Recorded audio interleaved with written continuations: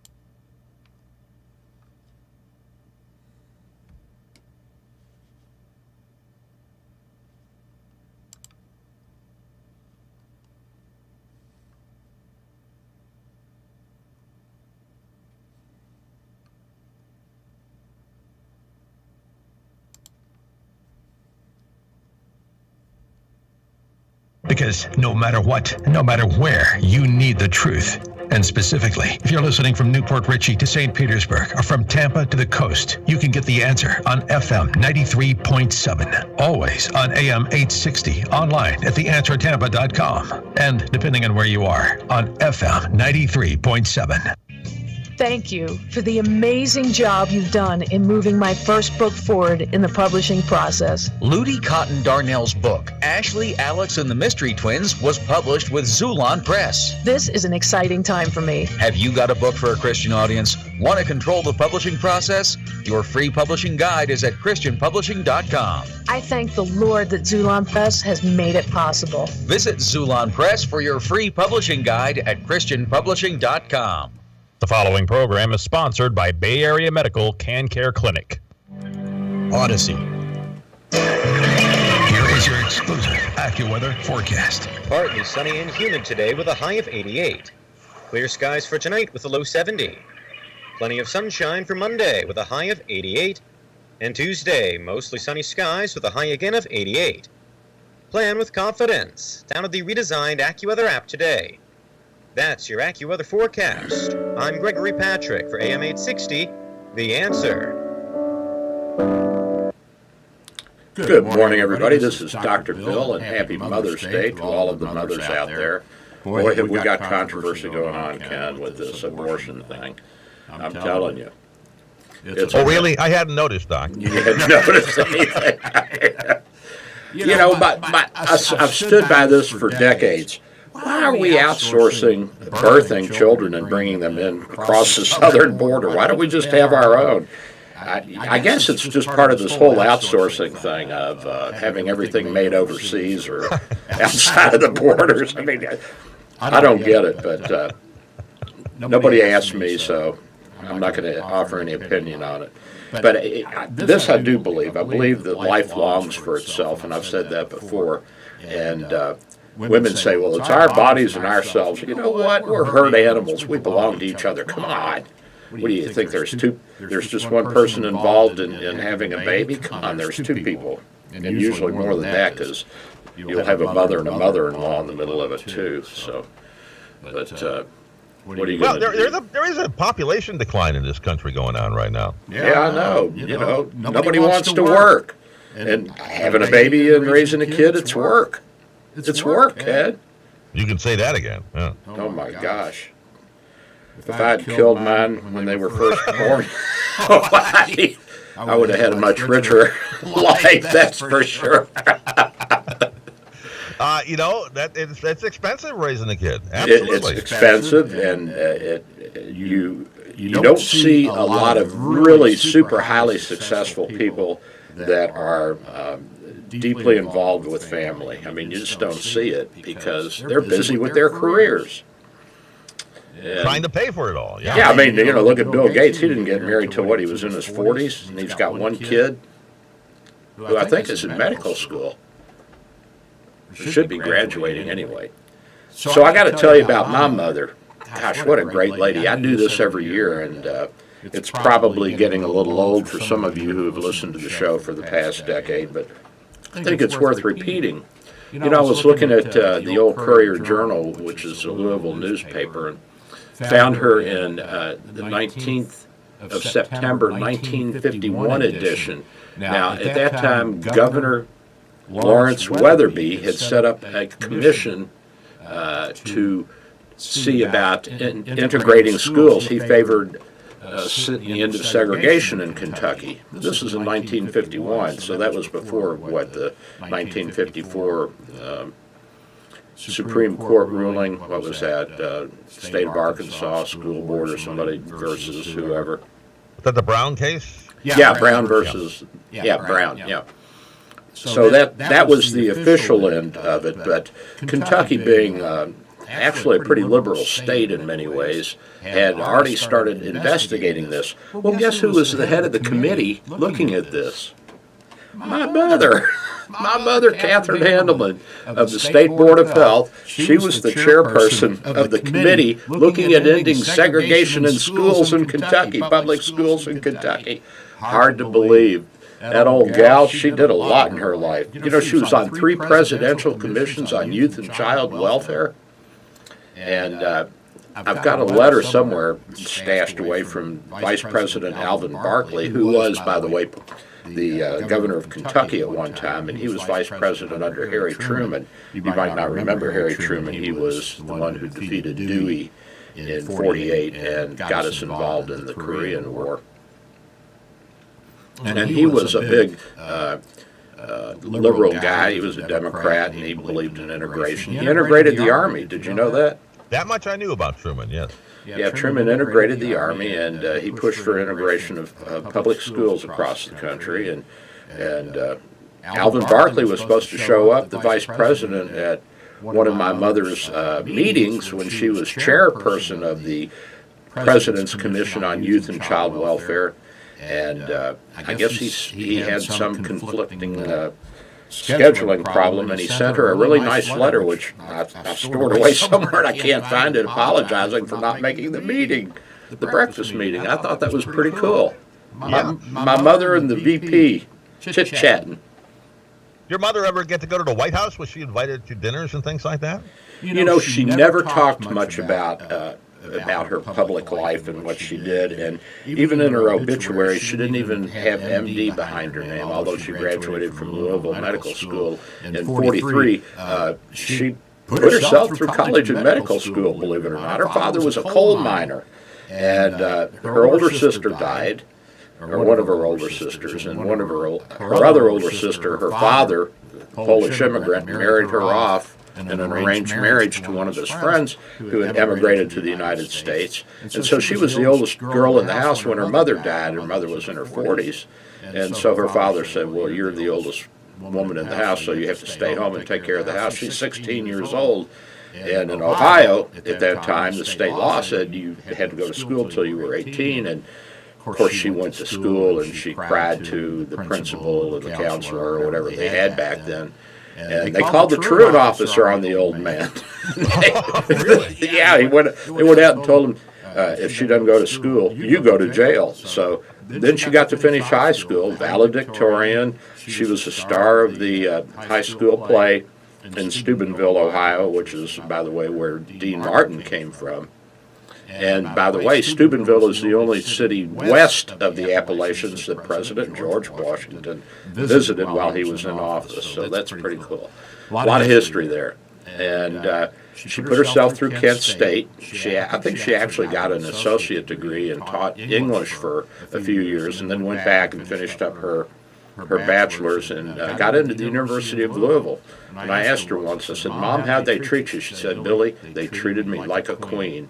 And I always laugh when my sisters say, "We didn't have the same advantages as you, Billy, because you're a male." And I'm like, "Your mother was a doctor, you idiots." What are you talking about? She put herself through medical school. Well, women were treated poorly. I said, "Mom, how were you treated?" She said, "Billy, they took care of me. Everybody treated me like a queen." She did her internship at Charity Hospital in New Orleans, which was one of the best picks that you could get to do your internship at that time. At that time, you had to do an internship before you could go into a residency. And most people didn't even go into residency. They just did an internship and then became GPs. And I said, "How'd they take care of you at Charity?" And she said, "Billy, there were clean clothes on my bed. There was a tray of food. The women in the kitchen and housekeeping and maintenance checked on me all the time. I was taken care of like I was a goddess." I thought that was pretty cool. Pretty cool. She sounds like quite a lady. She must have been a genius, right? Must have been. Must have had a extremely high IQ. If you look at her son and extrapolate back, of course she was a genius. But I got to tell you this, I really don't take a whole lot of credit for where I'm at in life other than I brought desire to the table. I got my parents' brain, and although they both came from poor backgrounds, they were hard workers, and they had white privilege or whatever you want to say. But they worked their butts off, they really did. And my father grew up for a good part of his childhood without his father, who left the family.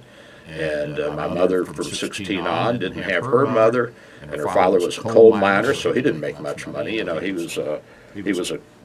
They had a truck garden, and he was a coal miner. So, and I asked her one time, because she lived through the Great Depression, I said, "What was it like for you guys?" She said, "We didn't even know there was a depression going on. Dad still went to work, brought home a paycheck, not much, and we had our truck garden, and we swapped things with neighbors, and life went on." So she lived a pretty humble life and saw great changes throughout the 20th century. Born in 1910, died in 2006, so she was, 96 years old. And I was talking to her a year or two before she died. I said, "Gosh, Mom, what an interesting life that you've had." And she said, "Billy, when I was born, we had a wood-burning stove. We had a hand-pumped well for water. We had an outhouse. We had coal oil lamps for light." Can you believe that? Coal No, oil. I couldn't imagine living like that. And she said, and I've seen men on the moon. Like, Yeah. you have really spanned quite an era, a period of history, Mom. And she says, "Yep, I've been fortunate." But she never was a braggart, you wouldn't have known she was anything other than a doctor, a pediatrician who took care of the kids in the county. And it's fascinating to see the life that she led and think about all of the things that she accomplished. And of course, her greatest accomplishment, which is yours truly. Absolutely. Without a doubt. Without a doubt.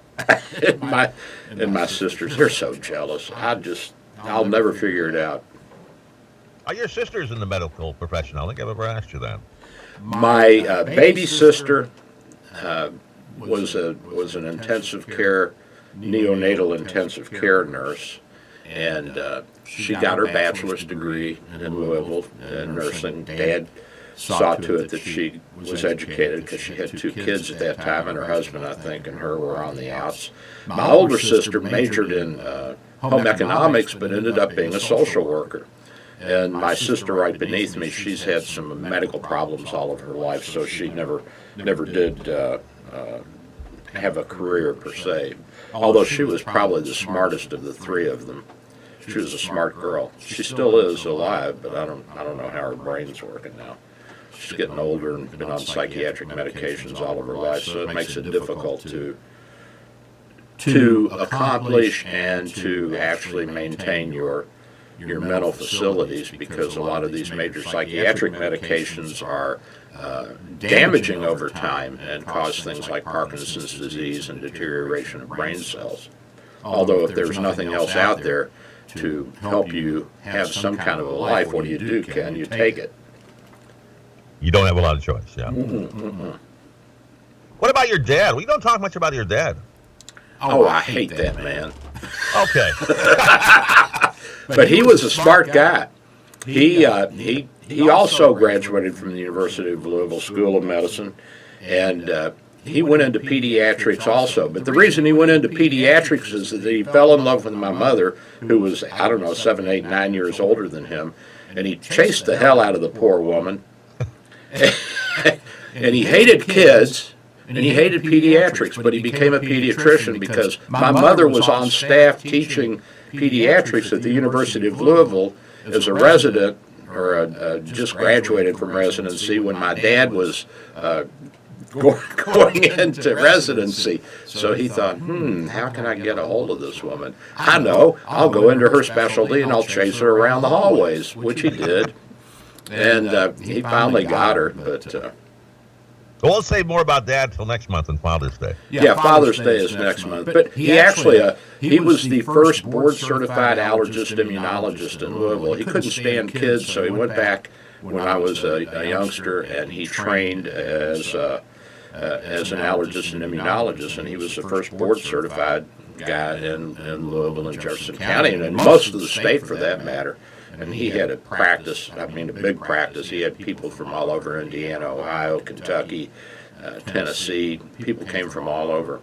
It was interesting to hear him talk, too, back in the 70s when we had the big recession, which was, by the way, bigger than the recession in 08, 09. I said, Dad, how bad is it? He said, Billy, I'm getting paid in produce. I'm getting paid. He got produce that, people would come in from the country, and they'd say, Doc, we can't pay you. And he'd say, what do you got? And they'd give him some apples or oranges or tomatoes or whatever. Bushel of corn, huh? Yeah, bushel of corn, and of course he just gave it away because we didn't need it. I mean, we were okay. But you got quite a family there, Doc. It's been a real fascinating journey to have been part of this family and to realize how unique I am to have this lineage. But like I say, my parents gave me the brain, and my professors gave me the knowledge and the love of knowledge. And the only thing that I really brought to the table was desire, a real go-getter kind of attitude. And I think it served me well. And I'm proud to say that I'm the child of my parents. And I'm just, I'm ever in awe of my mother, who you wouldn't even, she never talked about herself. We didn't even know she had been married, and her first husband had died until we were older. And we never fully got the whole story, but apparently, I guess he caught pneumonia back in the late 30s, early 40s, and died. So... And she didn't have any children from that marriage, although we think our older sister might have been from that marriage because we can't stand her. She looks a lot like us and talks and acts a lot like us, but we just don't like her. So we always say, she must have been from another father. Is that wrong? Doc, you can't tell. Well, you got to check the DNA. You got to check the DNA. Well, I don't know if she'll let us do that. But she's still your sister. So. Yeah, she's still my sister. Whatever you say, she's still my sister. And the last conversation I had with her, she said, I hate Trump, and she slammed the phone down, and that was the end of that. I haven't talked to her in a couple of years. Oh, my God. And here he comes again. Boy, that'll get him going, won't it? Where's he stand on it? Has he said anything further? I haven't listening too closely about what his presidential aspirations are in 24. Has he made any more comments about that? Not yet. Not yet. He has not made any comments about it, and I think that he's probably going to run, although you never know. I mean, you don't know all the machinations that go on behind the scenes when it comes to politics. And he's no spring chicken either. He must have health problems like most people in their 70s have. Well, yeah. Speaking of health problems, I woke up the other morning and I'm back in atrial fibrillation.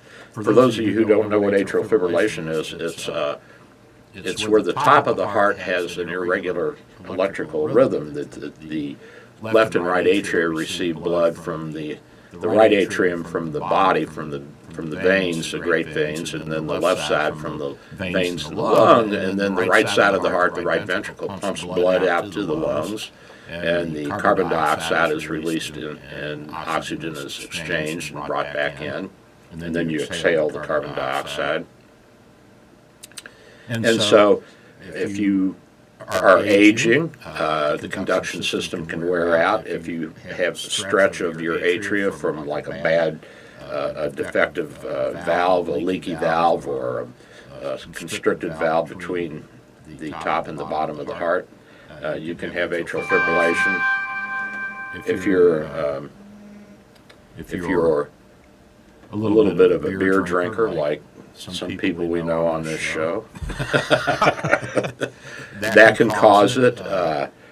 Infections, different things can cause it, but it's not uncommon as we grow older, Ken. I think you've had that in the past. I've got it. It's sporadic. It's not constant, but the medication takes care of it pretty well. Yeah. And so my heart rate was like 150, and everybody in the lunchroom was like, "Oh my God, you got to go to the emergency room." I said, "No, I'm not going to the emergency room. I just took the medicine that they would have given me in the emergency room anyway, myself, being the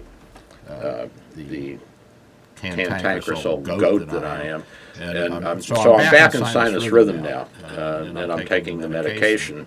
But I'm afraid I'm going to have to stop drinking, Ken, which is breaking my heart. You know, there's just not much. You get to a point in life and you think, well, what am I going to do now? Well, I'll sit down and have a beer. Well, one beer every now and then can't hurt you, Doc. You can't give up all the pleasures in life. No, what I fun can't. is life then? What fun is life? But you got to take care of the old ticker. At any rate, I'm back in sinus and I'm feeling great. Rode my bike yesterday for a half an hour, and I'm doing well. I mean, even in that heat, you're out there riding. It was hot yesterday. You're out it there was riding hot. your bike. Well, you know, and at my age, you would think, how can this old goat get on a bicycle and ride for a half an hour or an hour? I mean, I'm not going 5 miles an hour. I'm about 8 to 10 miles an hour, which isn't bad for a guy my age. Yeah, but you're not going uphill. Well, you know what? I rode up the day before I went into AFib, and I'm wondering if the activity is what threw me into it. I rode all the way up to the trail, to the Pinellas Trail, which, for those of you who don't know, is an old railroad bed that has been turned into a bicycle trail, and it runs the length of the county. I think it's about 40 miles long, and there's a spur that goes out to Honeymoon Island, and it's a really neat asset that we have here in St. Pete. And so I rode all the way up to 5th Avenue North from 22nd Avenue South, and I got on the trail, and I came up, and there's a bridge that goes over Pasadena Avenue, which is pretty steep. I rode up that sucker and rode back down. So I was huffing and puffing, of course, but I did it. Because I find that extreme heat can set off my AFib.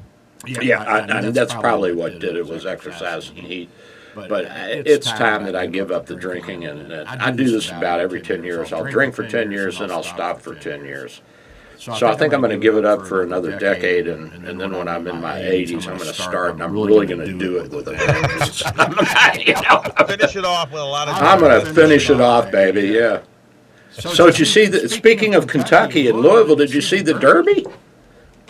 80 to 1 shot. Yeah, and I'm holding up my mug with the horse on it from Louisville Stoneware in honor of the Derby yesterday, and Rich Strike is the name of the horse that won it. The time wasn't that great. It was like 2:02 and change.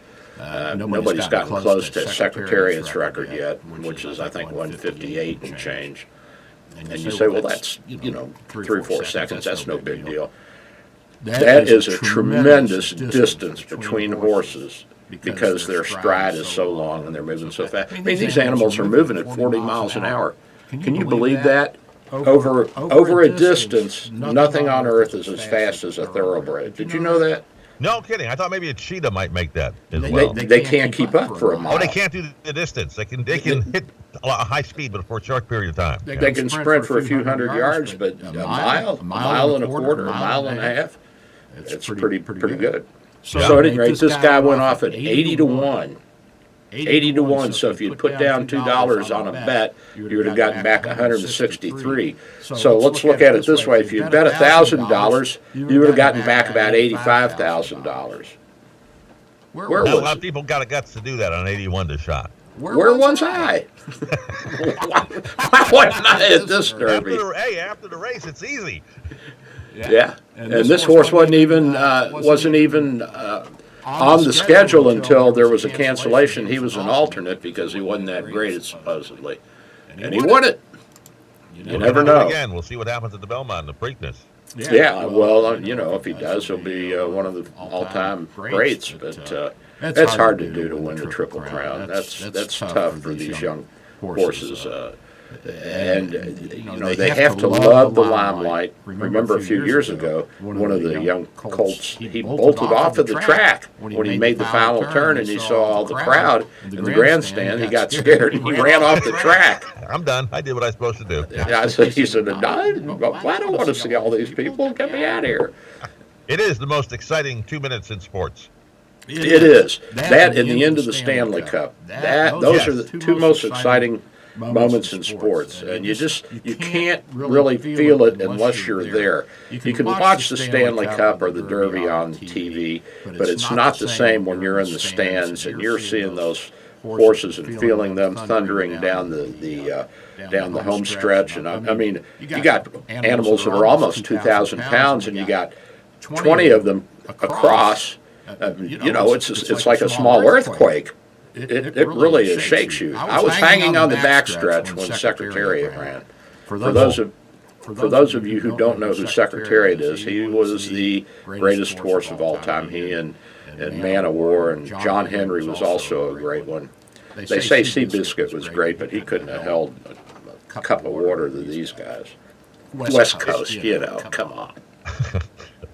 I've not been to the Kentucky Derby, but I have been to the Indianapolis 500, and watching it on TV is not like being there in the stands. I love sports car racing, but I can't stand the noise. I cannot take it. That's the best part of it. The noise and the feel of it when they go by you. I mean, it's incredible. Yeah. Well, I was on the backstretch, and that was before they had put the grass track in. So the fence was closer to the rail. The rail is the part of the track that defines the circle itself, and the horses are maintained within that. And so the National Guard was there because they're always there trying to keep control of drunken college kids like me. And it didn't work, by the way. And so when the Derby starts, when they blow the horn and call the horses to the starting gate, I mean, everything drops. You can't believe it. You can be in the wealthiest box in the Derby, and all of a sudden everybody, including the janitor, is outside in your box with you, and everybody's yelling and screaming and stomping. And so I climbed up on the chain link fence about 8 or 10 feet and watched Secretariat and the other horses come down the backstretch, and I'm swinging back and forth, Ken, and I'm yelling, Secretariat, Secretariat, God on earth, God on earth. And they came thundering by, and I was there. I saw it firsthand. You have any money on Secretariat? Hell, I didn't have any money, period. I had enough for a 6-pack of beer. I was in college or medical. I think it was 73. I was probably a freshman in medical school. So speaking of medical school, it's time for today's question. Okay. Let's get on to it. Here, we got to get some coffee and do a little news here in just a second. But first, today's question this is good for two. Dr. Bill, your Radio MD coffee mugs, and regular listeners know that the question for the mugs always has to do with something we talked about at the beginning of the show. So tell me, what did the doc's mother do for a profession? What did the doc's mothers do for a profession? And first caller at 877-969-8600 wins. That's 877-969-8600. If you knew what doc mothers did for a profession, you are the first caller. You'll win the 2 mugs. So give us a call right now at 877-969-8600. Doc, you going to get some Joe? I'm going to get some Joe, and if anybody did not get their mug because, I was out with the COVID a few weeks ago, just call Ken and let him know, and we'll get it to you. Any winners that have not received theirs, let us know, okay? Absolutely. We'll be right back, folks. Don't go anywhere. Ta-ta.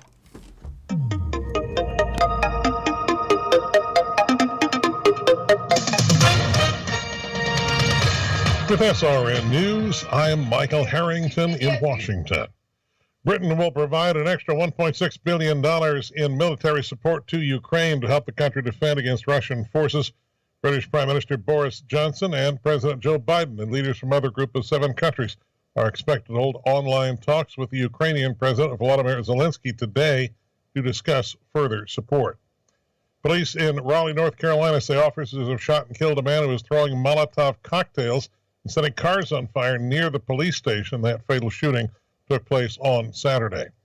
And country star Mickey Gilley has passed away. He was 86 years old, known for such hits as Window Up Above and for the Texas honky tonk he owned that inspired the hit film Urban Cowboy.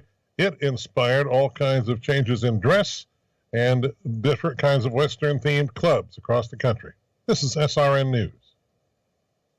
Dr. Bill for Bay Area Medical, located at 6399 38th Avenue North in St. Pete, 727-384-6411, 727-384-6411. Full-service clinic with x-ray, heart imaging, ultrasound, stress testing, and minor surgery. We provide quality health care in a warm and friendly atmosphere. We are multilingual, well-trained, and certified. Most American insurance and new patients accepted. Bay Area Medical, home of Can Care, 727-384-6411. 727-384-6411. Dr. Bill here. With social distancing and sheltering in place, telemedicine is here. Bay Area Medical Home of Can Care Clinic offers telemedicine for new and established patients. You can see me without an in-office visit. Schedule an appointment at 727-384-6411, 727-384-6411. When it's time for your appointment, type this web address into your cell phone or computer web browser, doxy.me/Bay Area Med. A cell phone works well and is all you really need.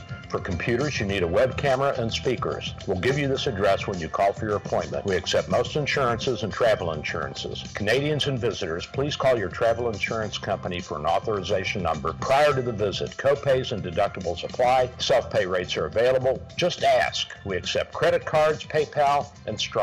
727-384-6411, 727-384-6411.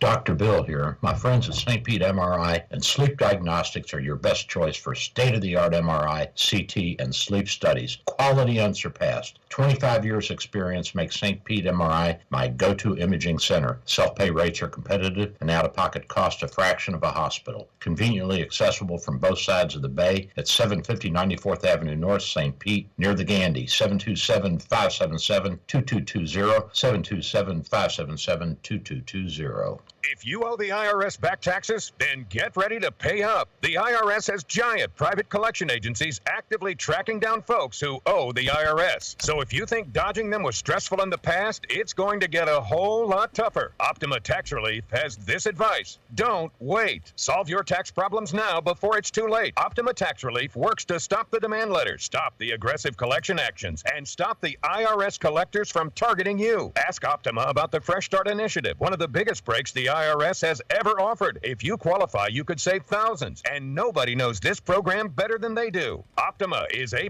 rated with the Better Business Bureau, and they get results, having resolved over $1 billion of tax debt for their clients. Get a fresh start. Call today for your free consultation. Call 800-965-1433. 800-965-1433. 800-965-1433. Optima Tax Relief. Some restrictions apply. For complete details, please visit OptimaTaxRelief.com. Your local radio stations are here for you. No subscriptions or monthly fees necessary. We're here to give you the news, weather, and traffic you need, and the music you love.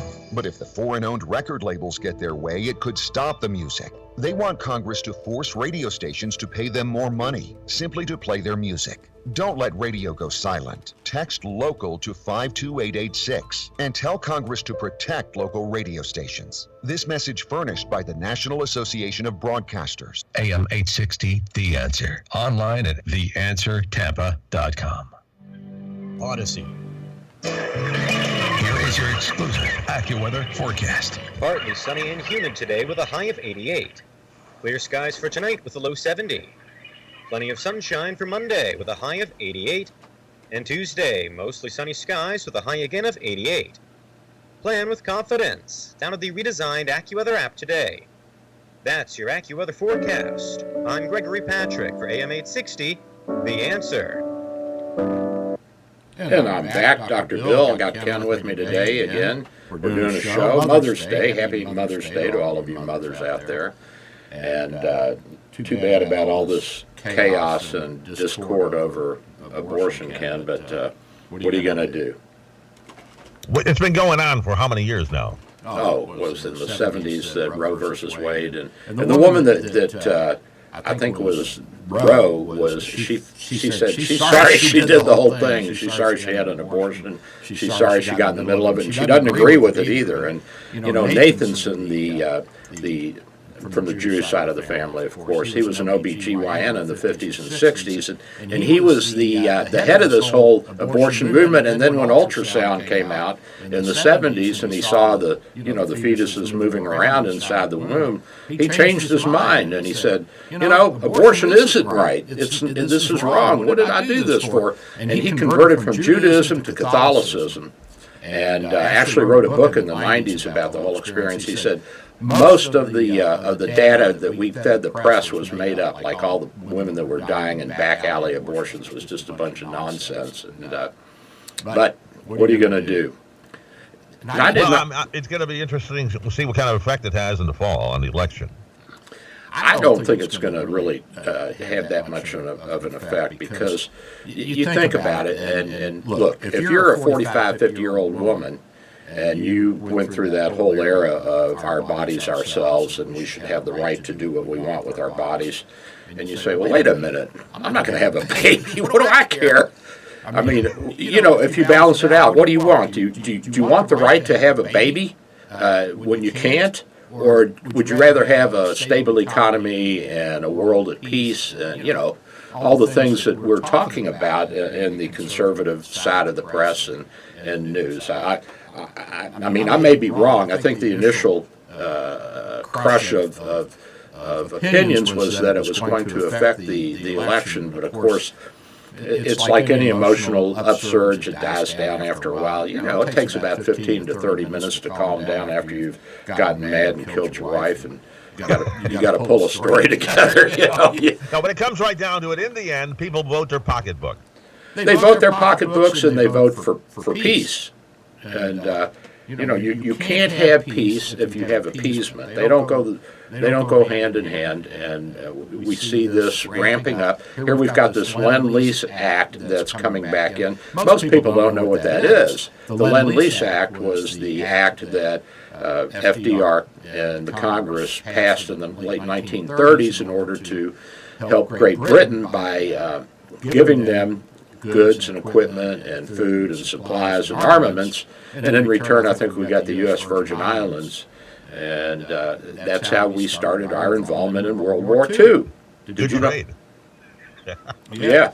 And then all of a sudden, it kept Britain alive. It kept Britain alive, and thank God for Britain and for that stiff upper lip and they saved the world from tyranny. I mean, I wouldn't be here, that's for sure. My father was a Jew; he would have been killed.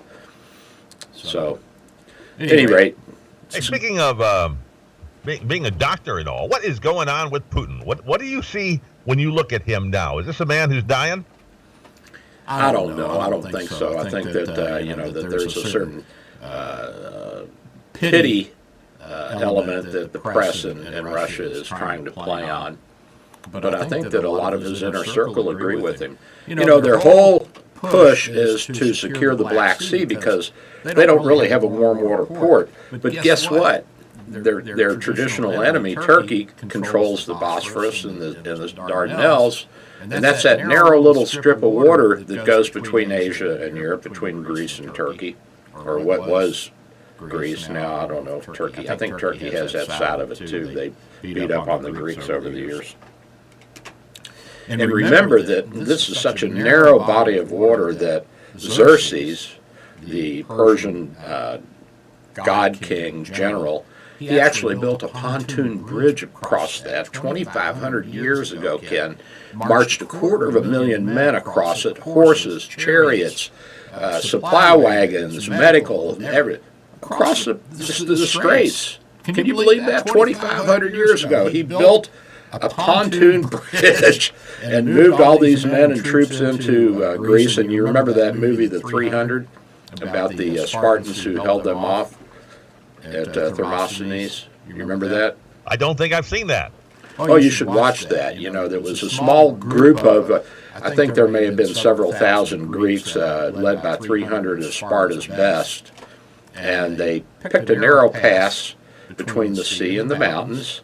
And they held off 250,000 men for 2 or 3 days and slowed them down. And that gave the Greek navy, the Athenian navy, the ability to intercept the Persian navy, and the Greeks had the superior equipment, although fewer numbers, and the way they would do it is they would ram you. So you had to have a really heavy prow, you know, the front had to be really strong, so you'd reinforce that with metal, and then you'd have your sails and your guys rowing, and what you would do is you would try to ram the other guy in the mid-center and cut him in half so that they couldn't bring their troops ashore. And so the Athenians defeated them, the Greeks defeated them. Thermopylae was, I believe, the Athenian leader, and Thermopylae was the area of the battle, but they beat back the Persians, and damn Persians, they're always trying to take over. What's wrong with those people? I don't know. They've been in trouble for a long time. Can't they just be happy with Iran? Why do they have to have everything else? At any rate, they got oil, they've got natural resources, they've got a fairly intelligent population, and I don't know. At any rate. One thing I do know, Don. We got a winner? Is that Jojo Wensky of St. Pete came up with the correct answer for today's trivia question, and he has won his 2 Dr. Bill, Your Radio MD coffee mugs. They'll be out as soon as Doc can get them in the mail. And the correct answer, well, the question was, what was the mother's profession? And Doc, the correct answer is? What did she do? She had me. In her spare time, she practiced medicine. She was a pediatrician, and she was on presidential councils for Truman, Eisenhower, and Kennedy on youth and child welfare. And she was chairman of the state committee in the early 1950s to integrate the public schools in Kentucky. And she did a whole bunch of other things. She was a tremendously active and vibrant and interesting woman. And she taught me English. I mean, she would quote Shakespeare and John Donne and Spencer and all these people. Of course, I was a kid. I didn't know what she was quoting, but I still carry a lot of those quotes with me. So, fascinating lady. Fascinating lady. And congratulations, Jojo Wensky of St. Pete. You are a winner today. We'll get that out to you as soon as we can. Thanks, Jojo. We appreciate you listening. Now, is Jojo male or female? Do we know? I don't know. Well, Jojo, I won't make any reference to gender, but thank you very much for being with us. Well, I'm getting a note now. Jojo is a man. Jojo is a man. Well, JoJo, the men of the world thank you, and the mothers of the world, what did the mothers of the world do? Had you. They had you, and the men thank you. Wasn't that a Beatles lyric? JoJo was a man, I was alone. I think it was. Get back to where you once belonged. Yeah. He found Gideon's Bible or something. I don't know. Great song. Yeah, great song. So I've been struggling with this whole time travel thing, though, Ken. I wanted to go travel. Yeah, I wanted to go back in time and meet my mother when she was young and vibrant and before she had me and see what kind of a woman she was. But apparently you can't go back in time according to Einstein's theory. Well, now there's some guy at some physicist at a university, and he says, well, what if there are two timelines? The paradox is if you travel back in time and you kill your grandfather, then you're not going to exist anymore. You know what I'm saying? Sure, you've eliminated yourself, yes. Yeah. Well, he's saying, actually, there's two timelines that could be, a second one could be created by you going back in time and changing things. And everybody's like, wait a minute, that doesn't fit in with Einstein's theories of relativity, special and general relativity. But at the quantum level, and we've talked a little bit about quantum physics, quantum mechanics, an entity can exist in two different places at the same time. How can that be? For a brief period of time. Yeah, these are very, very brief periods of time, and something can be there and not be there. So, it's like Schrodinger's cat. Cat can be dead and alive at the same time. I mean, that really doesn't fit into what we think of as physics and logic, but at the subatomic level, you can't know where an electron is. Did you know that? You cannot know. You can measure its movement. You can use it for energy, but you don't even know if it's a real particle or if it's just an electromagnetic wave. So you can't see an electron. Of course you can't, because you can never locate it at one point in time.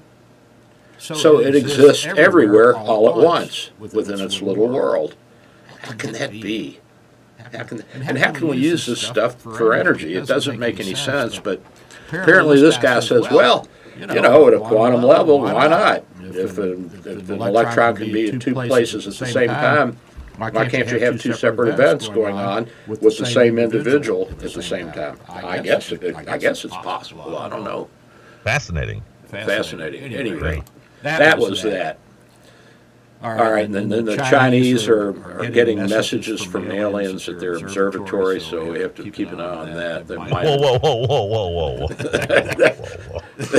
I hadn't heard this yet. They have apparently, let me pull that back up. They're getting messages from aliens. They think they want more Chuck Berry. Send more Chuck Berry. No, they like NBA basketball. Okay.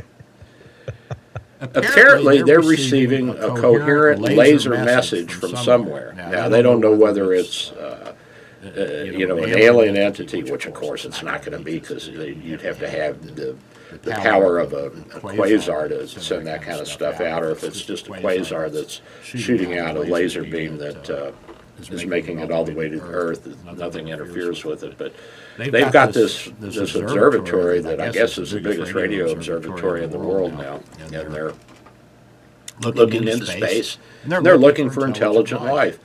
Now, Hawking said, we better not call them here because it might not be such a good thing.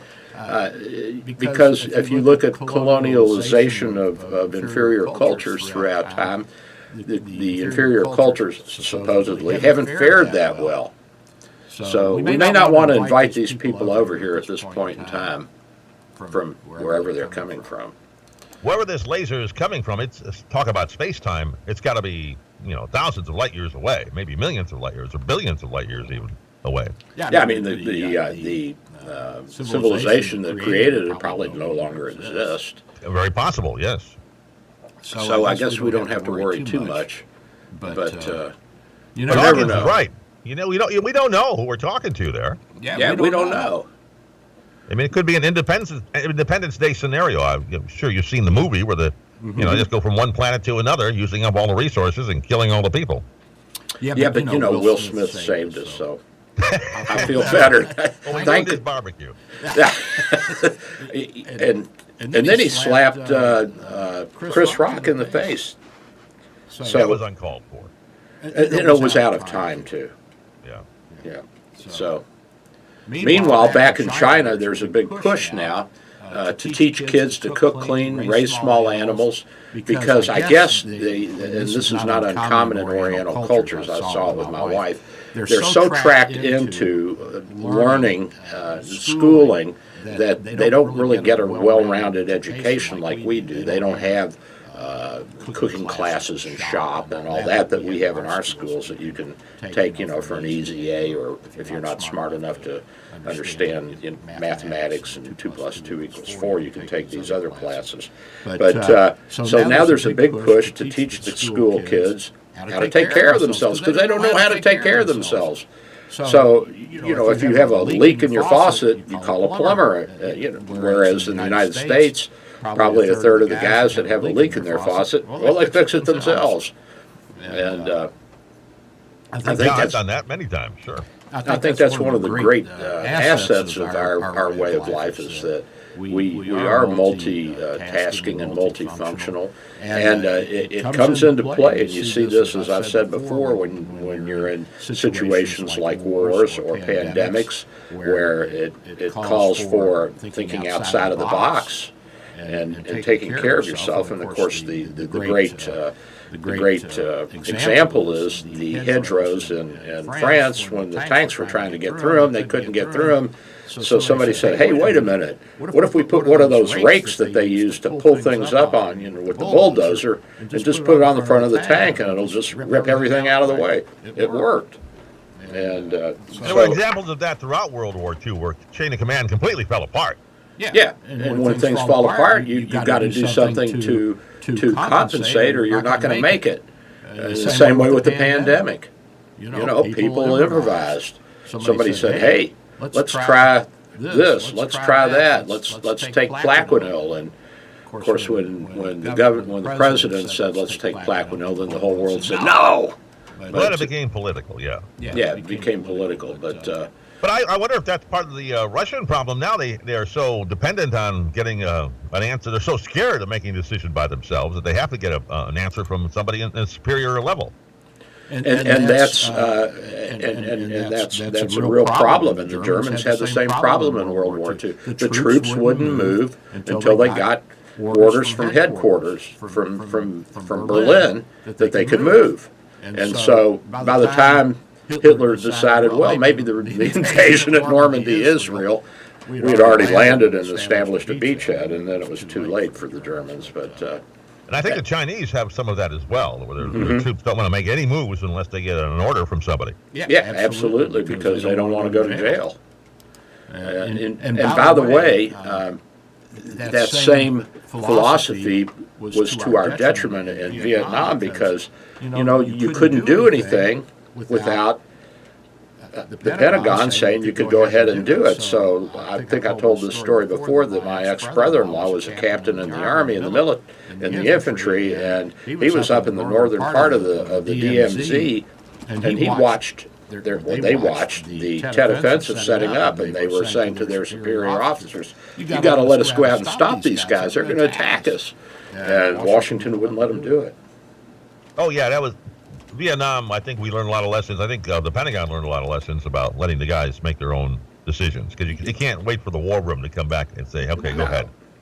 No. And especially with things moving as fast as they move now. But now instead of the War Department doing it, it's lawyers. So you got to call back and say, "Hey, I got a terrorist in my sights with my 6.67, and I can take him out. Can I have permission?" And then they ask a lawyer, "Can he have permission?" What the hell does a lawyer have to do with this? I don't get it. At any rate. What are you going to do? Now the president, who says he's going to seize Russian assets, or the oligarchs, there's actually a law on the books that says you can't do that. Congress said you can't seize their assets. You can freeze them. Did you know that? I know we can freeze. We've frozen a lot of stuff over the years, yeah. But we can freeze. I didn't know we had a law that said you couldn't. So we can't get any of those yachts because I was hoping to get a bargain on a yacht. I was looking at the government auction site, and I haven't seen any come up yet, but you can get some drug dealers' yachts if you want one. Oh, that's cool. They have pretty good cars, too, I understand. Yeah, there's a nice 110-footer with a helicopter pad on it. I can get you a deal on that for $1 million. I'm all in favor of confiscating drug dealer cars and trucks and houses. Well, yeah, of course. Yeah. And speaking of our military, did you know that Secretary of State Anthony Blinken tested positive for COVID? I did not know that. So this was on the 5th of May, which was, 3 days ago? He was supposed to go on a trip, a long-awaited trip to the Orient, I guess. Everybody that's supposed to go to the Orient and meet with somebody, the vice president and everybody else, they all came down with COVID. Whether that's true or not, I don't know, but at any rate, he apparently came down positive for COVID. This is our super intelligent, everybody wear a mask, everybody get vaccinated, democratic regime. They're all coming down with COVID. Well, they've all been vaccinated, so I guess they're doing okay. Well, they say they've all been vaccinated, but you don't know unless you were there. That's true. All I know is I've been vaccinated, and that's all I really cared about. Well, yeah, because it's your job to take care of you so that you can take care of me on Sunday. That's why I did it, Doc. So I can be here every Sunday. And it's my job to see that you and everybody else around me are taken care of so you guys can take care of me later. So one hand washes the other. Worked out very well. It's been a good relationship. I've enjoyed it. Yes, and you're alive. I am. Which is keeping me. I was just at the office on Friday, so yeah, you're keeping me alive. You're doing a good job. I'm very pleased. I'm trying my best. Now the latest is that this is science translational medicine, so it's kind of a headline-y, splashy thing, but it's got a little quirk to it. It says mutations in the virus confer resistance to remdesivir. Remdesivir is the intravenous drug that we have used throughout the pandemic for people who are in the hospital and really sick. It's not actually the remdesivir, but it's a precursor to the remdesivir, and it's only been shown in the lab to have the virus mutate enough to be resistant to it. So we'll have to see where that goes, and I'm not sure that it's going anywhere. But we got to, we've got to report all the facts, Ken. That's what we do. Well, the numbers are going up in infections again, but I don't see the numbers going up in hospitalizations. No. They're not going up in hospitalizations, and they're not. There's no great increase in deaths. I mean, I've had a couple of deaths, but they've been people who've had other problems, like I talked about last week. The guy who had the infection of his colon, and it got ischemic and lost its blood supply, and it ruptured, and he had surgery and all that. He tested positive, and I think he's the one that gave me my case of it. But he wasn't that sick when he first came in with the COVID. He was sick with his belly. 2 minutes. At any rate, so we've got now the Russians and the Chinese putting out disinformation about us, and one of the things that the Chinese and the Russians are saying is that we had 46 or 7 biological weapons laboratories in the Ukraine, which wasn't true. They were mostly research facilities for vaccinations and how to combat exotic infections and take care of yourself in the event that there was an attack or there was a pandemic. So at any rate, these are facts that we'll go through next week because we're getting kind of late in the show here, Ken. We got about 1 minute, 10 seconds left. And so we got to talk once more about mothers, and we got to thank you guys for having us and putting up with us and kicking us out. Thank you for listening to Dr. Bill, we're going. Radio MD. Join Dr. Bill every Sunday morning at 9 for more insight, information, provocation, and fun. Dr. Bill Handelman practices in St. Petersburg, Florida at Bay Area Medical Can Care Clinic, 6399 38th Avenue North. For your convenience, telemedicine appointments are available. Call his office today at 727-384-6411. That's 727-384-6411. Or visit his website at cancareclinic.com. Ken, you cut me off early, dude. I'll get you. Yeah, I did. Next week. Bye.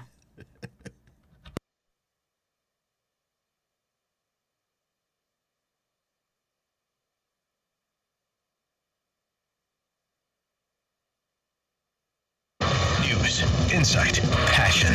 FM 93.7, AM